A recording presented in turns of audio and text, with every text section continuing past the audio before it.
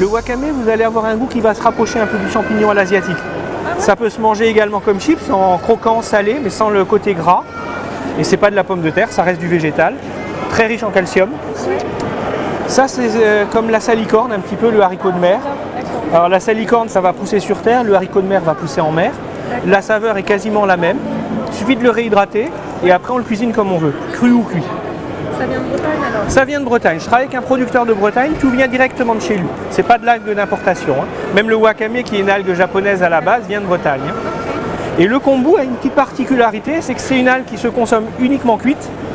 Elle est très riche, c'est la plus riche au niveau des apports. Par contre, elle n'a pratiquement aucune saveur. Mais elle a d'autres intérêts beaucoup plus intéressants. Elle va avoir un effet accélérateur de cuisson pour les légumes secs, les céréales. Vous divisez pratiquement par 2 le temps de cuisson.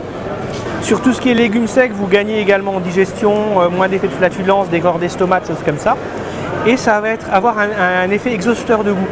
Donc les saveurs un peu fines, un peu délicates, ça va les relever. Donc c'est très intéressant à l'usage. Ça a l'air de rien comme ça parce que c'est vrai qu'on se dit oh une algue qui n'a pas de goût, quel intérêt. Mais justement c'est celle qui a le plus d'intérêt par rapport à tout ce qu'elle a au niveau cuisine. Et je fournis des recettes avec chaque algue. Le kombu également, oui tout à fait. C'est des produits un peu particuliers, donc voilà, c'est une petite base quand même, il faut quand même un petit début on va dire. Je vous donne quand même des explications rapides. Le kombu, il faut le réhydrater une vingtaine de minutes pour pouvoir le consommer. Si vous ne voulez pas le consommer et que vous le cuisez directement pour l'enlever, ok. Maintenant c'est dommage de ne pas le consommer parce qu'au niveau des apports c'est quand même la plus intéressante. Si vous voulez le consommer, ce que je vous conseille, avant de la réhydrater, au ciseau vous coupez des petits morceaux. Parce qu'une fois qu'elle est réhydratée, elle est un petit peu élastique, donc avec le couteau c'est pas facile, on s'accroche, ça revient dans tous les sens. Vous coupez ça au ciseau, vous mettez dans l'eau de cuisson, vous laissez tremper un peu, et quand vous mettez vos préparations dedans, vous le faites chauffer, vous comptez pratiquement moitié temps de cuisson. Donc un petit exemple sur le pois chiche, au lieu d'1 heure, 1/4, vous allez compter 40 minutes. Sur du riz complet par exemple, si vous avez un riz d'1 heure, vous allez faire 35-40 minutes. Donc vous gagnez beaucoup en temps de cuisson.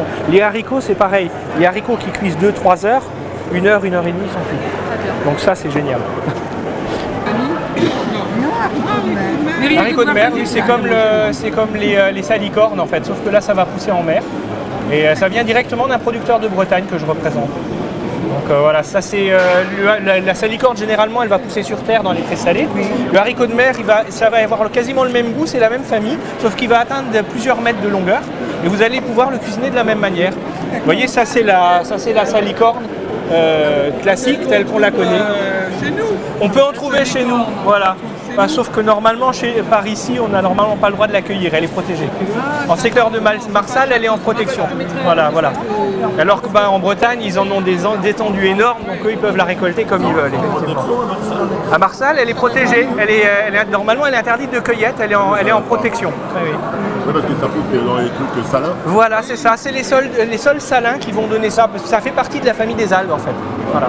Mais c'est vrai que malheureusement dans la région, bien qu'on en ait, elle est protégée, elle est devenue rare. Je croyais que c'était de la vanille. Ah non, non, c'est vraiment le haricot de mer, voilà.